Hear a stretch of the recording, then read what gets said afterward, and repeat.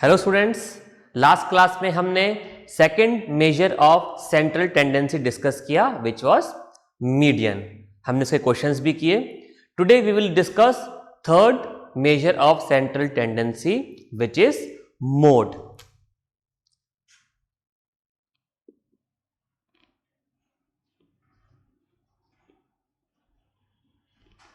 तो हमारे कोर्स में तीन ही मेजर्स हैं सेंट्रल टेंडेंसी के, mean, median and mode. So arithmetic mean and median we have already discussed. Today we will discuss about mode. So what is mode? Mode is the value of observation which occurs most frequently in the given data. Mode क्या है? Mode उस value का, उस observation का value है जो सबसे ज्यादा बार रिपीट हो रहा है, अकर हो रहा है। और किसी ऑब्जर्वेशन के अकरेंस को या रिपीटिशन को हम कैसे मेजर करते हैं? फ्रीक्वेंसी के टर्म्स में मेजर करते हैं। ओके, सो इसका मतलब मोड क्या हो गया? मोड उस ऑब्जर्वेशन का वैल्यू है जिसका फ्रीक्वेंसी सबसे ज्यादा है। तो मैं यहां पे डेफिनेशन लिख रहा हूं,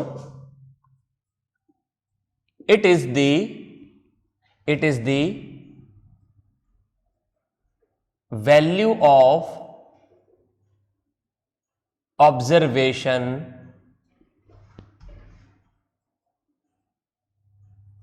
which occurs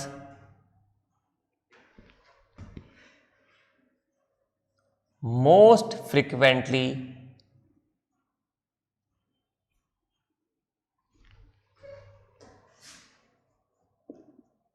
in the given series of data.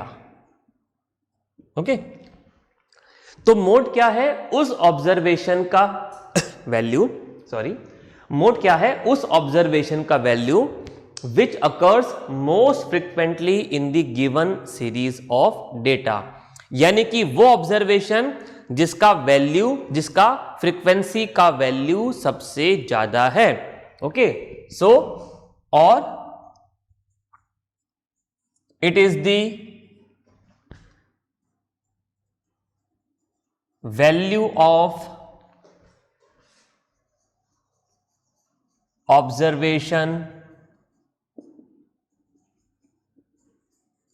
with highest frequency। तो हम मोड को कैसे मालूम करेंगे? किसी गिवन सीरीज ऑफ डेटा में हम सारी ऑब्जर्वेशंस का फ्रीक्वेंसी चेक करेंगे। फ्रीक्वेंसी क्या रिप्रेजेंट करता है? फ्रीक्वेंसी किसी ऑब्जर्वेशन के रिपीटिशन को, अकरेंस को प्रेजेंट करता है। तो हम क्या चेक करेंगे? फ्रीक्वेंसी कॉलम चेक करेंगे मोड मालूम करने के लिए। और जहां पर हमें हाईएस्ट फ्रीक्वेंसी मिलेगा, उस फ्रीक्वेंसी के कॉरस्पॉन्डिंग जो ऑब्जर्वेशन है उसका वैल्यू क्या होगा? मोड, या हम बोलते हैं मोडल वैल्यू। मोडल वैल्यू या फिर मोड। जैसे मीन को हम x बार से डिनोट करते हैं, मीडियन को हम m से डिनोट करते हैं, ऐसे ही मोड को हम या तो m0, m0 या फिर हम मोड को z से भी रिप्रेजेंट करते हैं।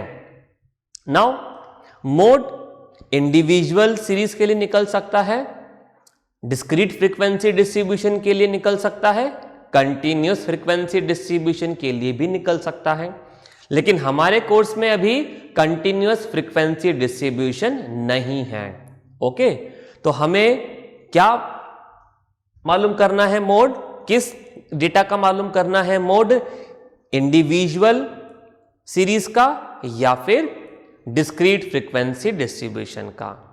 अगर हमें इंडिविजुअल सीरीज गिवन है तो हम क्या करेंगे? सबसे पहले उसको डिस्क्रीट फ्रीक्वेंसी डिस्ट्रीब्यूशन में कन्वर्ट करेंगे। कैसे करेंगे? ये हम सीख चुके हैं टेलीमार्क्स की हेल्प से। ओके, हम फ्रीक्वेंसीज फाइंड आउट करेंगे और एक बार जब फ्रीक्वेंसी मालूम पड़ गया तो हम हाईएस्ट फ्रीक्वेंसी देखकर मॉडल वैल्यू निकाल सकते हैं। तो क्या कोई फॉर्मूला है क्या हमारे पास में मोड निकालने का in case of individual series या डिस्क्रीट फ्रीक्वेंसी डिस्ट्रीब्यूशन? नहीं, कोई फॉर्मूला नहीं है। तो मोड कैसे मालूम करेंगे? Through observation only. Continuous frequency distribution के केस में फॉर्मूला होता है, बट वो हमारे कोर्स में नहीं है। जो हमारे कोर्स में है इंडिविजुअल या डिस्क्रीट फ्रीक्वेंसी डिस्ट्रीब्यूशन, वहां पर मोड मालूम करने का कोई फॉर्मूला नहीं है, क्योंकि हमें क्या करना है, हमें तो केवल हाईएस्ट फ्रीक्वेंसी मालूम करना है, और वो तो हम ऑब्जर्वेशन के थ्रू फ्रीक्वेंसी कॉलम को देख के ही मालूम कर लेंगे कि हाईएस्ट फ्रीक्वेंसी कौन सा है, और उसके सामने जो ऑब्जर्वेशन का वैल्यू लिखा होगा वही मॉडल वैल्यू या मोड का वैल्यू होगा।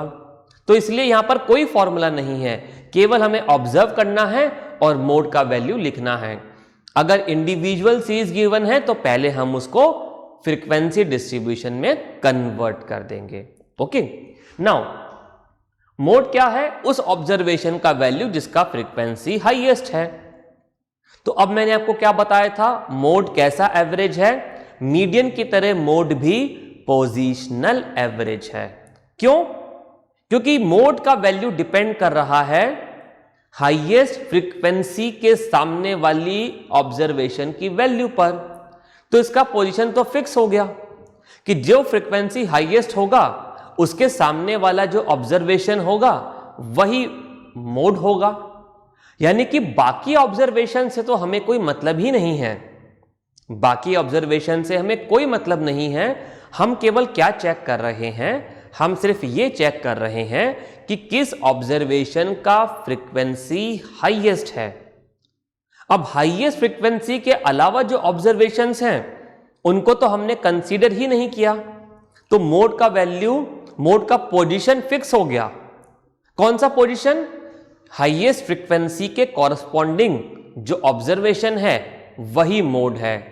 तो मीडियन की तरह मोड ने भी एक पर्टिकुलर ऑब्जर्वेशन को छोड़कर बाकी सारी ऑब्जर्वेशंस को कंसीडर नहीं किया, जबकि मीन में हम सारी ऑब्जर्वेशंस को कंसीडर करते हैं। तो like median, mode is also a positional average. अब हम देखते हैं कि इंडिविजुअल सीरीज अगर गिवन है तो मोड कैसे निकालेंगे। तो आप इसको नोट कर लीजिए, फिर मैं एक एग्जांपल लिखता हूं।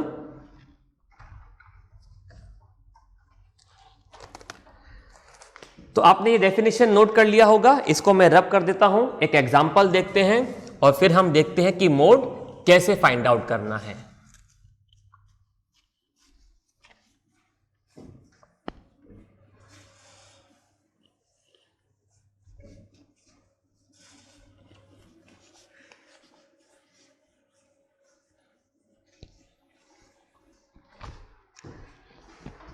चलिए आप क्वेश्चन लिखिए, find the mode of following data. मैं ऑब्जर्वेशंस लिख रहा हूं, आप इसको नोट कर लीजिए।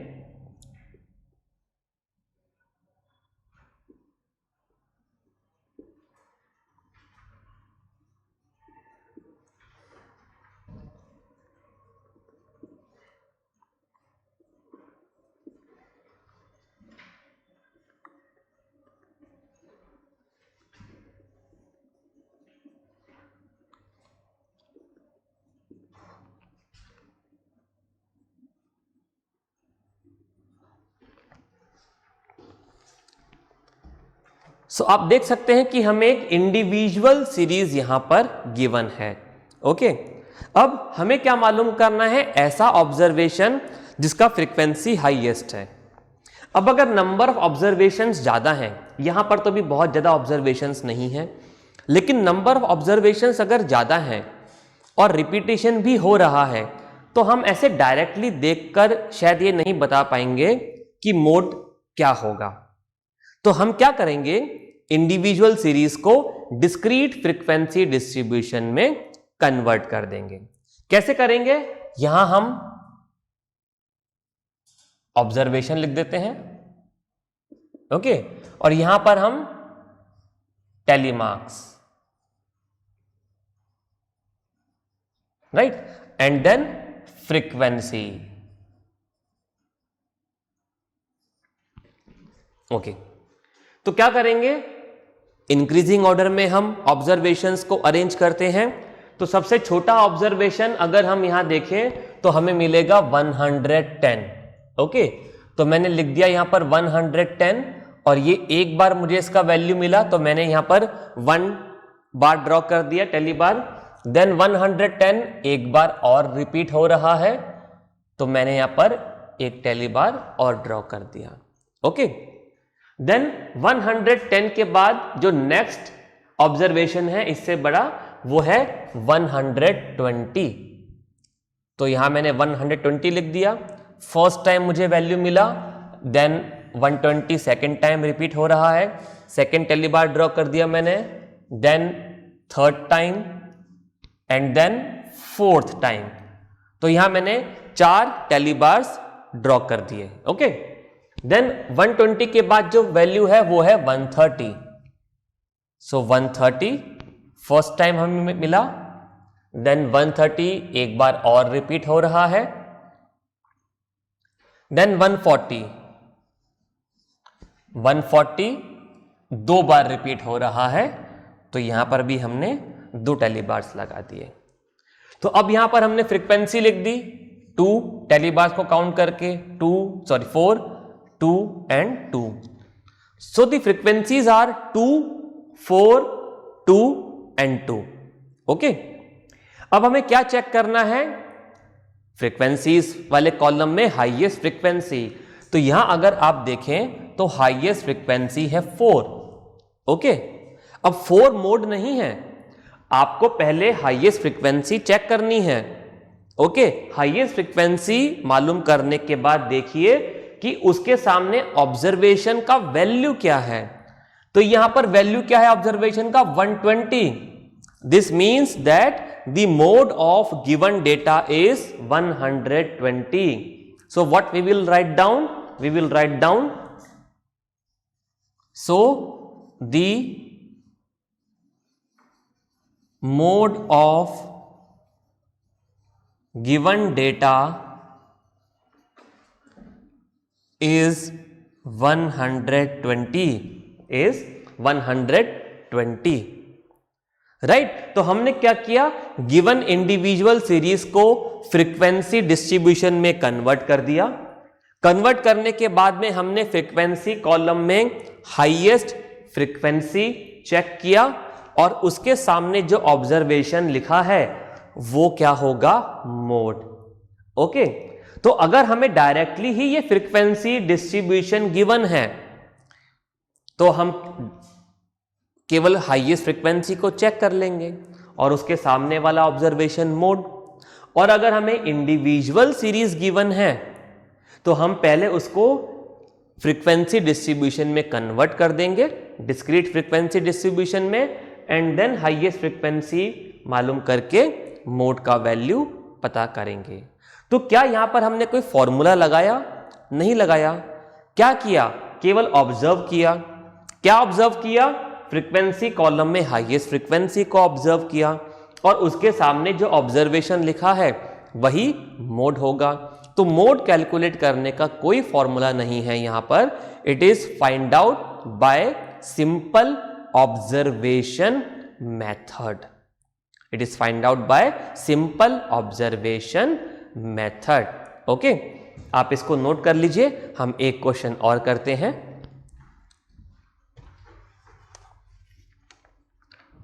चलिए मैं इसको रब कर देता हूं, नेक्स्ट क्वेश्चन लिखते हैं और मोड का वैल्यू मालूम करते हैं।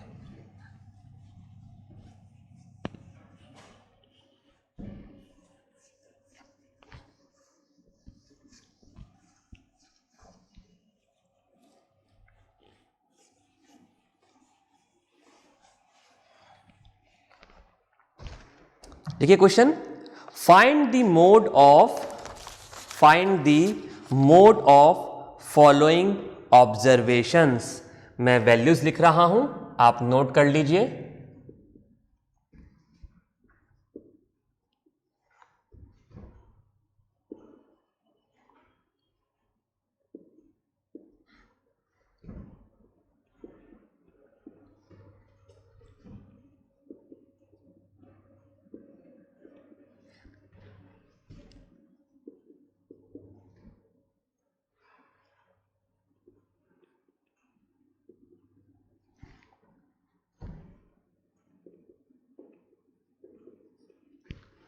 तो ये ऑब्जर्वेशंस हमें गिवन है और हमें क्या करना है, मोड मालूम करना है। तो यहां पर मैं फिर से एक फ्रीक्वेंसी डिस्ट्रीब्यूशन टेबल ड्रॉ करेंगे।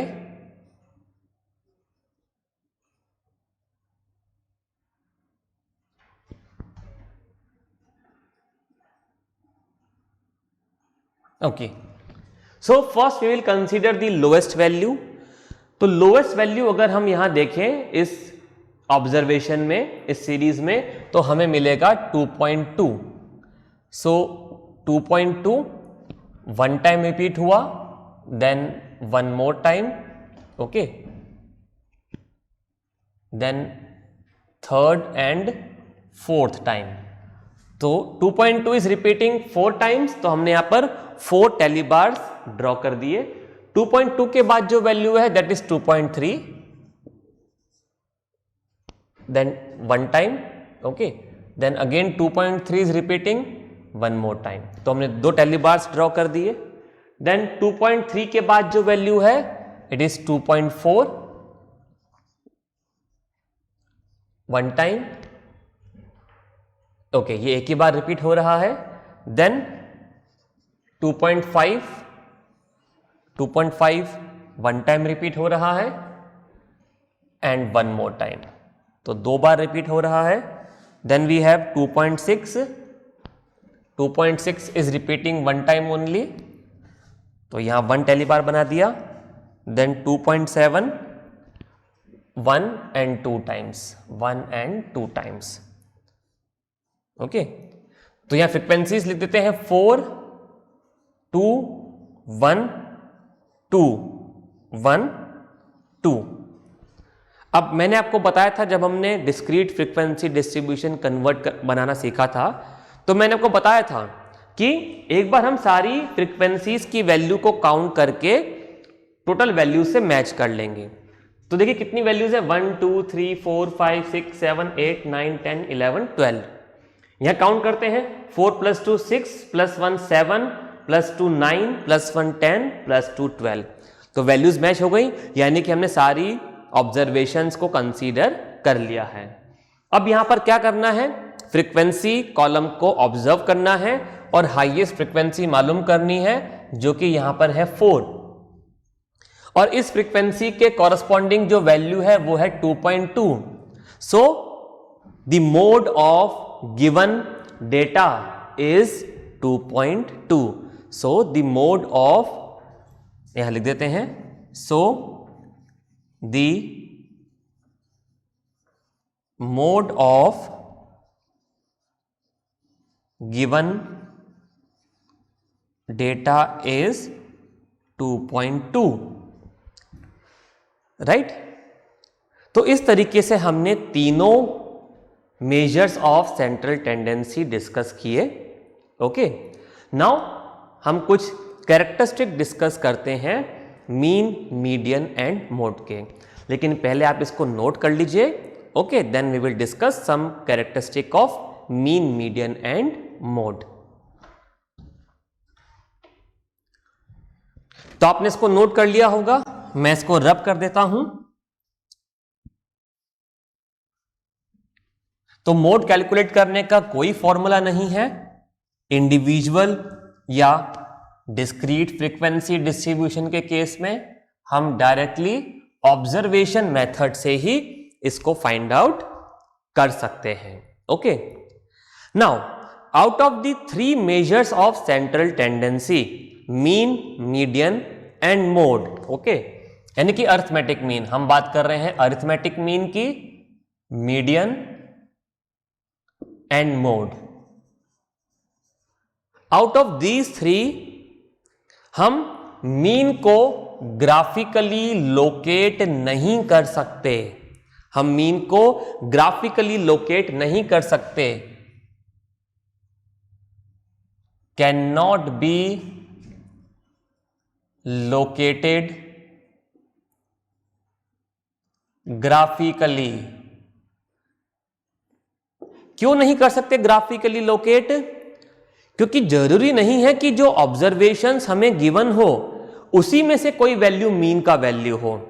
जब हम ग्राफ ड्रॉ करते हैं तो ग्राफ पे क्या प्रेजेंट करते हैं, जो ऑब्जर्वेशंस हमें गिवन हैं हम उनको ग्राफ पर फ्रीक्वेंसी कॉलम में प्रेजेंट करते हैं फ्रीक्वेंसी के साथ में। तो हम जब ग्राफिकली प्रेजेंटेशन करते हैं तो एक्स एक्सिस पे क्या लेते हैं, ऑब्जर्वेशन का वैल्यू, और वाई एक्सिस पर उसका फ्रीक्वेंसी। तो हम बेसिकली ऑब्जर्वेशंस और उनकी फ्रीक्वेंसीज को ग्राफ पर लोकेट कर रहे हैं। अब मीन तो क्योंकि सारी ऑब्जर्वेशंस को कंसीडर करता है, it is the sum of all the observations divided by number of observations. तो इसका जो वैल्यू आएगा वो जरूरी नहीं है कि जो हमें ऑब्जर्वेशंस गिवन है उन्हीं में से कोई एक वैल्यू हो, तो it can not be located graphically, and because it consider all the observations, so it is not possible to locate mean graphically, but median can be located graphically, okay, with the help of ogives. The graph which we used to locate median graphically are known as ogives, okay, ogive. तो ये graph कैसे draw करना है वो हमारे course में नहीं है, लेकिन आपको ये पता होना चाहिए कि मीडियन को हम ओगीव की हेल्प से ग्राफिकली लोकेट कर सकते हैं। Mode can also be located graphically. कैसे? याद कीजिए कि हमने बार ग्राफ्स पढ़े थे, तो बार ग्राफ में हम क्या प्रेजेंट कर रहे थे, रेक्टेंगुलर बार्स की हेल्प से हम फ्रीक्वेंसीज को प्रेजेंट कर रहे थे। वो जो रेक्टेंगुलर बार था उसका लेंथ क्या शो कर रहा था, उसका लेंथ कॉरस्पॉन्डिंग ऑब्जर्वेशन का फ्रीक्वेंसी रिप्रेजेंट कर रहा था। तो जो बार का लेंथ है, रेक्टेंगुलर बार का लेंथ है, वो फ्रीक्वेंसी को रिप्रेजेंट कर रहा था। और मोड हमें क्या बताता है, वो ऑब्जर्वेशन जिसका फ्रीक्वेंसी हाईएस्ट है। तो अगर हम गिवन डेटा को बार ग्राफ पे प्लॉट कर दें तो जो हाईएस्ट लेंथ का रेक्टेंगल होगा वो हाईएस्ट फ्रीक्वेंसी को रिप्रेजेंट कर रहा है, और वो जिस वैल्यू को रिप्रेजेंट कर रहा होगा वो मॉडल वैल्यू हो जाएगा। तो बार ग्राफ की हेल्प से हम डिस्क्रीट फ्रीक्वेंसी डिस्ट्रीब्यूशन को, और अगर कंटिन्यूअस फ्रीक्वेंसी डिस्ट्रीब्यूशन है तो हमने उसके लिए हिस्टोग्राम बनाना सीखा था। ओके, तो बार मोड को हम बार ग्राफ या फिर हिस्टोग्राम की हेल्प से ग्राफिकली लोकेट कर सकते हैं। डिस्क्रीट फ्रीक्वेंसी डिस्ट्रीब्यूशन है तो बार ग्राफ, और कंटिन्यूअस फ्रीक्वेंसी डिस्ट्रीब्यूशन है तो हम हिस्टोग्राम ड्रॉ करेंगे। Okay, now there is a relationship between mean, median and mode. Okay, what is that relationship? It is mode equals to 3 median minus 2 mean. Mode equals to 3 median minus 2 mean. लेकिन ये relationship किस तरीके के data के लिए है? ये relationship moderately skewed और एसिमेट्रिक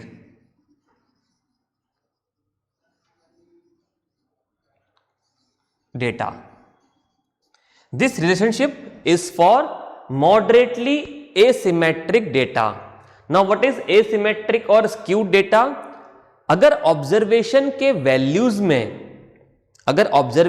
वैल्यूज में बहुत ज्यादा डिफरेंस है, ओके, तो वो डेटा कैसा होगा? स्क्यूड डेटा होगा। या हम इसको बात बोल सकते हैं, स्क्यूनेस और asymmetricity is what? It is departure from symmetricity. या हम इसको ऐसे भी बोल सकते हैं, जब इंडिविजुअल वैल्यूज का, डेटा में जो इंडिविजुअल वैल्यूज हैं उनका किसी सेंट्रल वैल्यू यानी कि मीन, मीडियन या मोड के साथ में डिफरेंस जितना ज्यादा होगा उतना ही स्क्यूनेस या एसिमेट्रिसिटी ज्यादा होगा। तो अगर डेटा मॉडरेटली एसिमेट्रिक है, बहुत ज्यादा नहीं, moderately, okay, then mode equals to 3 median minus 2 mean. Remember, this formula holds good only for moderately asymmetric data, और हम इसको बोलते हैं empirical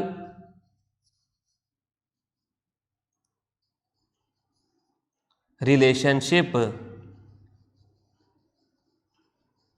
It is known as empirical relationship between mean, median and mode.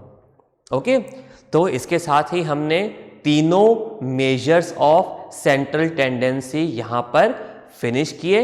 आप doubt हैं तो अपने faculty incharge से कंसल्ट कीजिए. Okay, thank you, bye.